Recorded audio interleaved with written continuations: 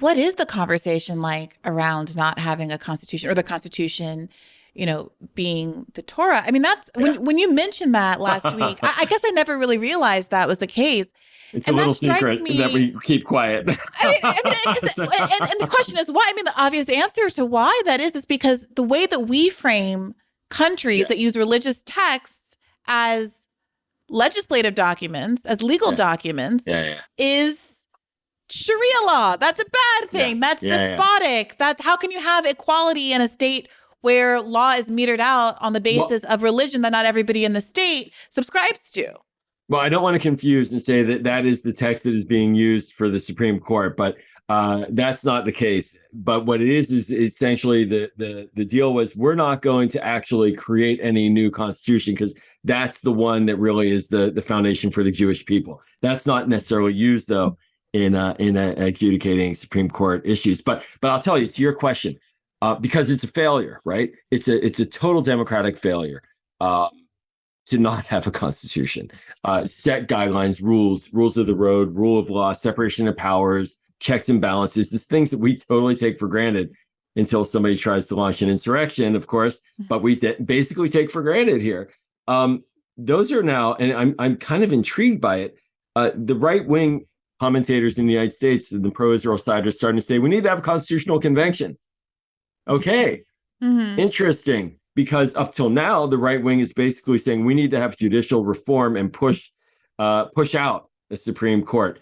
Well, Constitutional Convention, Loya Jirga, I'm thinking Afghanistan, difficult stuff. But that's going to, you mentioned President Biden, that's sort of been his messaging. And his messaging reflects the messaging of the president of Israel, Isaac Herzog. He's a ceremonial position, but still he's the president of Israel. It's a very important role. He has been calling for a consensus-based process with experts who can help us map out the democracy of Israel that will get everybody on board and supportive of. And that's kind of the messaging that President Biden has had as well. And you see that creeping into the Netanyahu language, but that doesn't mean he's going to actually live up to it. But what do you make of that? While we're talking about Biden and Netanyahu, Biden made some remarks. I'm sure you heard them saying that he basically is displeased with how things are going. Like many strong supporters of Israel, I'm very concerned. And I'm concerned that they get this straight. They cannot continue down this road. And I've sort of made that clear. Hopefully the Prime Minister will act in a way that he's going to try to work out some genuine compromise, but that remains to be seen. Are you inviting the Prime Minister Netanyahu to the White House, sir? No. Will be coming to Washington? Not in the near term. It was relatively mild in the grand scheme of, normal, the way normal people talk. We're upset over there. But yeah, it was framed as though he basically backhanded the state of Israel, right? And so Netanyahu then got on Twitter and released a series of tweets, a kind of a statement that was a clapback of sorts. And I saw a subsequent interview. Israeli Prime Minister Benjamin Netanyahu is dismissing President Biden's calls to drop his judicial reform plan. On Tuesday, President Biden warned Israel, quote, cannot continue down this road. Netanyahu then tweeted the country will, quote, make decisions by the will of its people and not based on pressures from abroad, including from the best of friends.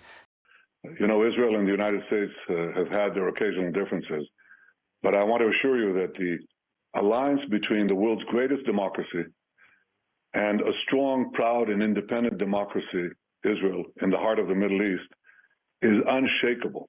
Netanyahu seemed to really stress the independence of Israel and that it wasn't going to get pushed around by America. What do you make of that exchange? Thou dost protest too much. I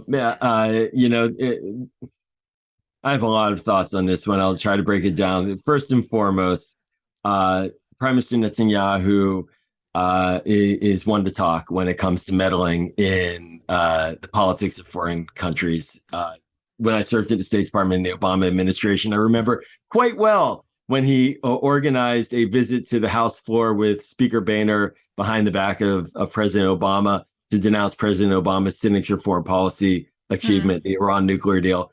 He didn't give anybody a heads up, and he played American politics tooth and nail. He also, of course, played footsie quite a bit with Donald Trump as well in the last couple of years of the Trump administration, and really showed who he preferred. And there are ads throughout Israel of him using Trump as a sort of a validator of him as a candidate to try to earn votes. So it's just farcical to say that. There was a thing when I grew up. Is Trump popular in Israel? Trump is popular in Israel. Yes, we can dissect that anytime you want. But yes, Trump, because Trump gave Israel many of Israel's asks without asking for anything in return. So that tends to make you popular. First, let me say that President Trump did great things for Israel. He recognized Jerusalem as our capital, long overdue since King David proclaimed it as such 3,000 years ago. He moved the American embassy there. He recognized our sovereignty in the Golan Heights. He got out of what I believe is the disastrous Iran deal that would have paved Iran's path with gold, hundreds of billions of dollars of sanctions relief towards a nuclear arsenal. So he's done all these great things, and I appreciate it, and I remain appreciative. When I grew up watching this stuff as a kid, and I've lived in Israel for over a year of my life. I've traveled there a dozen times. I studied abroad there. I have a lot of personal experience with it. There was a thing that was said when I was younger. It was, give us your money and shut up. And that was the argument that we got a lot from certain Israeli politicians, more to the American Jewish community than to the U.S. government, ironically or interestingly. I think that the prime minister understands he's vulnerable, and this is why he reacted harshly. Joe Biden, interestingly, has the kind of credibility and presence that Israelis like. He's been around for decades. He uses this story ad nauseum, but how he met Golda Meir in 1973, just after a year of being in the Senate, and he loves Israel, and he goes through this a lot, but he has deep credibility in the American Jewish community, on the establishment side, as well as in Israel. And so when he speaks and he says, no, man, no, you're not coming. He's not invited to the White House, and this has gone too far. It's like a thunderclap. And it was all they talked about in Israel. And because Joe Biden is not perceived as hostile to Israel. And that is a statement that really landed right between the eyes. And Prime Minister Netanyahu has to understand that he can try to play a little politics on this, but it's not really going to work to his advantage if he goes after Joe Biden. So you mentioned, Netanyahu's vulnerable. One, obviously, facing the backlash for, firing the defense minister, setting off this latest round of protests, people concerned about the court reform. Also, his own legal trouble, which we touched on but haven't really gotten into.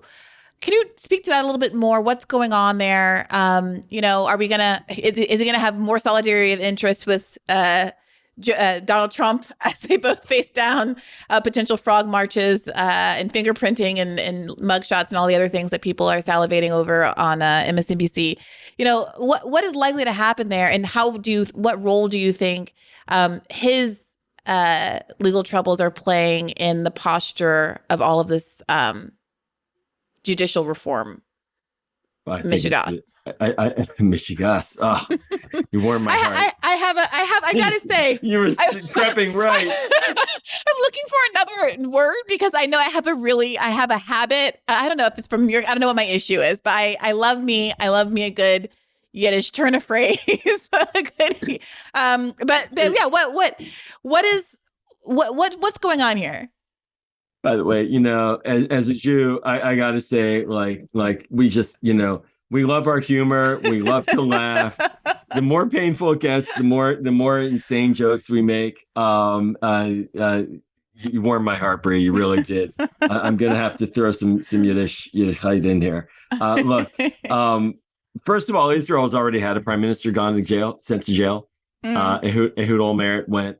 So they already beat the U.S. to the punch on that one. It's not so unprecedented to send somebody to jail. In fact, it's kind of refreshing. And this former prime minister is out banging away in Netanyahu, saying what he's doing is corrupt. So look, I mean, Netanyahu, he was indicted. I think it's about 4 counts for corruption, misuse of public funds, a variety of things that the state's attorney is going after him for. And, of course, he does say it's the deep state.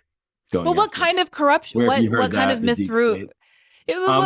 What are the actual? What are specific charges? I think it's like $130,000 in misuse of public funds for personal gifts and junkets and personal benefit. It's really a misuse of public money. That's so interesting because going after the scope of that, the scale of that does seem relatively small potatoes in the way that people who are objecting, right. Many It's of the not the objections big to the existential Trump stuff. No. Yeah, Sorry, I mean, I think there are some people who are obviously going to defend Trump because they like him and not really engage with whether or not he's done something wrong. There's other people who say, there are other. The question isn't whether or not Trump broke the law with this campaign finance charge. It's whether or not he's being treated differently for that kind of a campaign finance kerfuffle than Hillary Clinton, who was fined for a very similar thing, or what's his name with the hair? John Edwards, for a very similar sort of thing. And whether or not also strategically this is a good idea, given that there are much more serious, substantive, more democracy implicating charges that we expect out of Georgia, and that they might be just blowing their being premature with this particular indictment. Are there similar arguments being made in Israel that this is a kind of a political persecution because it's a relatively small amount of money and it's potentially like a more of a clerical crime? Well, certainly by Netanyahu and his allies, they are definitely making that argument. But what it's done, and see if I can try to get at this granular issue here, is that it's made him a bit toxic, let's say, amongst other parties. So there have been opportunities to have coalitions with the more center left, and they don't want to touch him. They don't want to be near him. They think that he's toxic. He's a criminal. He should go to prison. The one way to stay out of jail is to be prime minister in Israel. That keeps him safe. And so he's been willing to break and go back governments and go back to new elections time and time again. And this case continues. And the state's attorney, acting independently, like the courts, acting independently, continues to pursue him. And essentially, the way to undermine them is to render is to put the power of a prosecution of him into the hands of the Knesset and allow the Knesset to overturn any prosecution. And that's really what happens if these reforms go into effect, is that if he is found guilty, the Knesset can override that guilty verdict and he can stay in power. And that's just too far. And the Israeli political elite, they basically have said they will not partner with him in coalitions. And this is a part that the attorney general even recently said that it would be illegal for him to engage in even this discussion of judicial reform. He's blowing that off. He's getting right in the middle of it. But this is the crux of the matter. So I think here in the United States, it's a little different because we clearly have a president being indicted, and will he go to jail? Will he not? But he can't constantly start over new elections and make different party coalitions to take power and then unilaterally eliminate any conviction against him, right? That we have too many checks and balances structured into our system to allow for that. It's not like they won't try, but we have so many rules and steps where Israel is very frail in its democratic structure.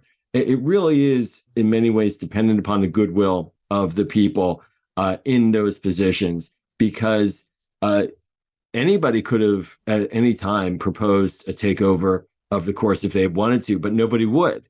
And now they are, because there's an inherent self-interest and ideological self-interest as well that the courts are getting in the way of. And this is the moment to strike.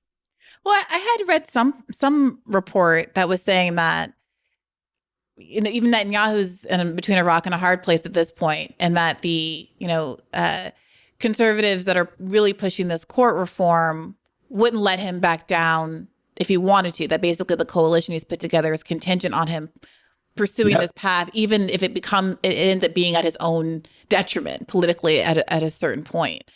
Does that seems right to you? So game this out, right? Here's what happens. Let's say he says, I'm done. I'm not doing this anymore. We are going to just move on to other business. And the coalition bolts. Let's just say it does. Let's say several of the right-wing parties pull out.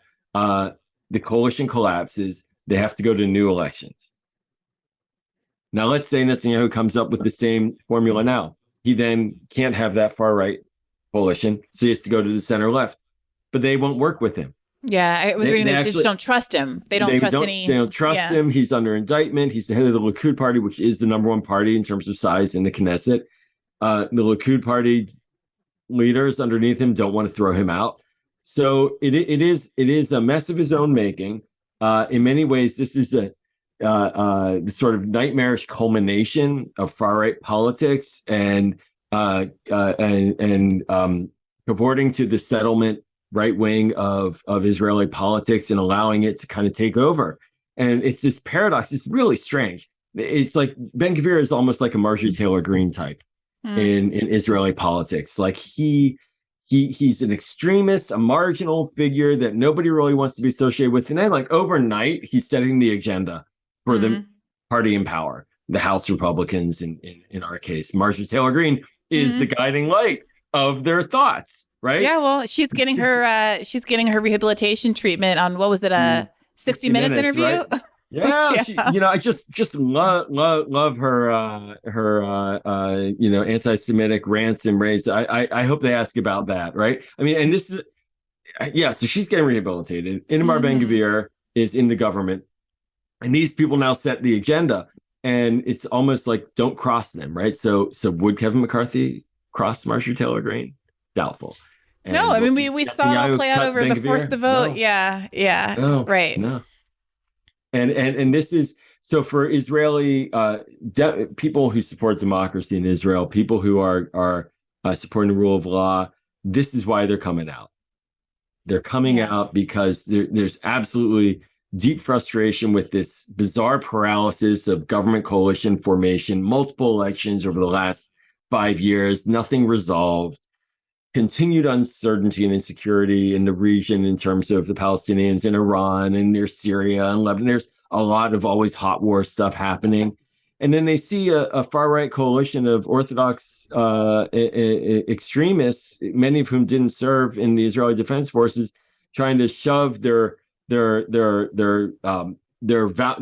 and values into governance and take away the one check and balance on that. The one roadblock, which is the Supreme Court. And that's why people are out in the streets. That's such an interesting dynamic. There being this cleavage between people who draw their authority from kind of a religiosity and others who draw their authority from having fought for their country. In the United States, those things are so often in the same bucket. But to be able to have like this group that is challenging religious authority to the left because of their personal role that they've played or their personal experiences in the military that is a really interesting dynamic there. Now, one thing that has been, I think, really absent from this conversation so far. Well, actually, let me ask this first before I get to that. Just to close the loop on this, I was reading that there was a desire to pass the most important parts of this legislation, this judicial reform, before the Knesset breaks for Passover on April 2nd, which would be tomorrow as we're recording this. What's the lay of the land? What do you expect to happen tomorrow over the coming week?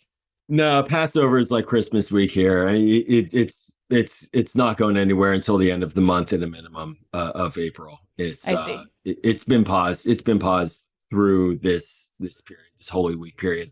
But this is a very complicated period. Just before this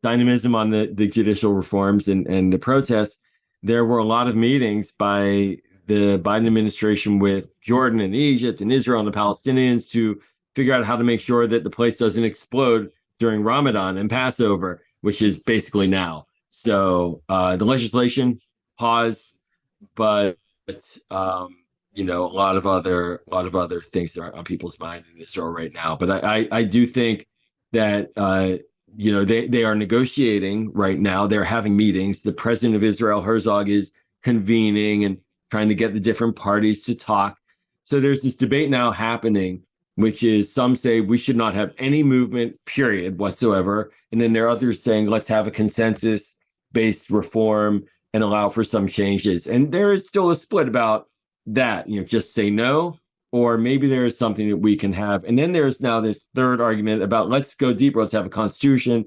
So there's a lot happening in the question of Israeli democracy. But for now, in the immediate term, no movement, likely next several weeks. Yeah, that is really interesting. I mean, there are other well-respected democracies that don't have constitutions.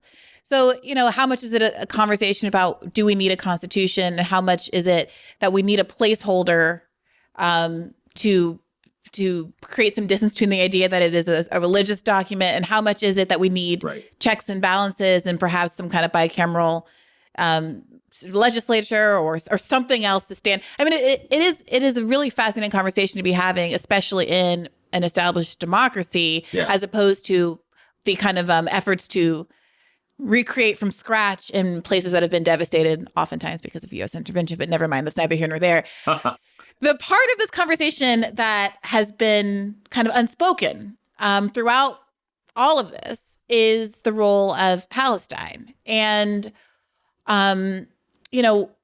what attitudes in the country over what to do about this kind of foundational problem, this foundational friction, play into Netanyahu's popularity or unpopularity, the popularity or unpopularity of the court, which is perceived as being a last bulwark for Palestinian rights. And I want to also ask you this question, take a step back and ask it in a little bit of an American context. Mm-hmm. There was a way that the Bernie Sanders campaign created a sense of left consensus in the United States, regardless of whether or not it was true or like authentic. People, I think, really felt like there was a broad agreement on a lot of issues. And post Bernie, there has been a lot of fracturing among the kind of left media sphere, people unable to get behind various candidates. And one of the really animating issues has been what the approach should be of the left to how to resolve the Israeli-Palestinian conflict. There is this idea that the leftists have been historically progressive except for Palestine, that has been a real failure of left movements, something that people have been willing to look past because of the political implications of coming out strong in support of Palestinian rights. The Intercept, I think Ryan Graham wrote up a really interesting review of how one candidate in particular, Maxwell Frost, who's the first Gen Z Congress member, have changed their positions on a number of issues in order to ward off having DMFI, AIPAC PAC money being spent against him and his campaign. We've seen the way that pro-Israel lobbying groups have waded into progressive political matches in particular and really made it difficult for candidates like Summer Lee and Nina Turner and Andrew Levine, et cetera. Some of those people won, some of those people lost. And so I wonder what you make of this kind of no man's land that the left has been in on this issue post Bernie, because it did feel like this was less of an issue when Bernie was running. And I don't know if that was a good thing or a bad thing. But as I look to how Marianne Williamson's statements about what she sees as the solution for Israel-Palestine have come under criticism, I wonder what you make of what the left's posture should be right now in this moment. People's responses to Marianne, whether or not there was a certain kind of integrity to the Bernie approach. I mean, what do you make of it all? So for me, on a personal level, I believe deeply that Israel's long-term survival and ability to have a strong democracy rests upon having a two-state solution with the Palestinians. That justice for the Palestinians needs to occur. I think that the failure to have that, having this continual, deep, horrible occupation for the Palestinians, it's so not just dehumanizing and demoralizing, and I can just go on and on about how just oppressive it is. It's also something that for people in the pro-Israel community, and it's remarkable to me, Bree, how people have been so afraid to talk about it like this and see it as something that's actually okay for Israel too, to have peace with the Palestinians. On a personal level, I was the founding political director of J Street back in 2008. So I had been working on Capitol Hill for senator, and then left that to help form this organization. And the argument that we made is that it's pro-Israel to be pro-peace. That at some point there will not be a viable ability physically to have a two-state solution, that there will be too many settlements in the West Bank, and essentially you will have kind of an apartheid state where you have Palestinians living subjugated with no civil rights under greater Israeli government rule, or you won't. And you'll allow there to be a kind of an agreement, a deal that almost happened in Camp David in 2000. President Clinton was organizing it. Yitzhak Rabin was sort of aiming there, like almost so close, right? And in any event, I can guarantee you, when people watch this, they're thinking, well, it's their fault. It's their fault. Everyone wants to blame everyone else. Their fault. Their fault. You know what? It's a failure. I just put it that way. And so right now, what we're grappling with is the Palestinian issue. For Palestinians watching this, I'm sure and for people who support peace, there is underneath this, well, they don't have democracy. The Israeli people are looking for democracy in Israel, but what about the Palestinian people in the West Bank and then in Gaza? And we have seen in the American Jewish leadership community, in particular, a complete, not just reluctance, but an opposition, a hostility to that idea. So hostility to the idea that anything should be done to push Israel just a little bit towards actually making deals and compromise at the table. And that's why J Street, when it started, was an innovation. And so Sarah Sanders, building on that idea, took a lot of gruff. You remember it took a lot of gruff for arguing for peace as a core goal. I recently was at an event where some leaders of Jewish institutions basically said it's really hard for us to say anything critical of the Israeli government. Like, why? You have Israelis by the hundreds of thousands protesting in the street. Do you not support Israel? Right? Like, if you support the people of Israel, support the protesters and tell the government contacts you have that they need to change. So I think this is a big blind spot. And going to your question about the left, I'm from Pittsburgh originally, and so the Summer Lee race was pretty important. And I watched it closely, and I know Steve Irwin as well, who ran. And Steve, it's funny because after Steve lost the primary, it turns out, I don't know if you know this, or maybe you might, but it's worth mentioning. So AIPAC dumped a few $1 million into Steve's race to try to defeat Summer Lee, who was ahead organically by 30 points. And then it narrowed, I guess, to a few points. She won by hundreds of votes. And after Steve lost, then AIPAC decided, well, they wanted to try it again. And so they put money, over $1 million, into a Republican candidate whose name happened to be the same name as the other congressman who was a Democrat, Mike Doyle. And Steve actually organized a Jews for Summer Lee event to support her. And as a Pittsburgh Jew, after the Tree of Life, a little detour here, but after the Tree of Life massacre, and I'm fifth generation Pittsburgh, and the Black community, Jewish community, very close in Pittsburgh. And it was like, that was the first community to come out to support the Jewish community. Like, the idea of picking on a Black woman candidate was so toxic to the Jewish community of Pittsburgh that actually the Squirrel Hill community, where I'm from, which is very Jewish, voted for Summer. Okay. So it's disgusting what AIPAC did. And actually, I put out some statements condemning them as well at that time. And they're wrapped into this idea that they can bully American politicians and American leaders into saying nothing. And they can. I mean, they can, Joel. And they can. They have effectively done so. Hey, YouTube, thanks for watching. Just a reminder that this is a podcast. You can catch an extra premium episode every Monday for $5 a month at patreon.com/badfaithpodcast. That's patreon.com/badfaithpodcast for $5 a month, an extra episode every week. Additionally, please do consider liking this video, subscribing to this channel. It helps us out. It helps independent media beat the algorithm. We appreciate you. And as always, keep the faith.